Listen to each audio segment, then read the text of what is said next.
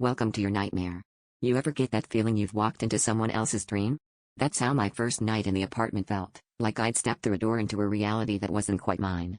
The place was eerily spotless, the walls too white, the windows too clear. I barely had time to set down my last box when 3 neighbors knocked, all smiles, hands full of bread, salt, and a glass bottle of dark liquid. "Welcome," they sang, voices just a little too in sync. They insisted I join their welcome ritual, a tradition, they said, for all newcomers. We gathered in the lobby, which looked like a shrine. Candles flickered in every corner, and odd symbols were chalked around the baseboards. They offered me the bread and salt, urging me to eat, then poured the liquid into a shot glass. "Drink, and you'll always belong," one whispered in my ear. I hesitated, but their stares didn't waver, so I swallowed it. It tasted like earth and metal and left a burning in my chest. That's when they started chanting, a language that twisted my tongue even as I tried to speak. I made an excuse, said I needed to unpack, but when I hurried back to my apartment, my hands shook uncontrollably. I tried the door, but it wouldn't budge.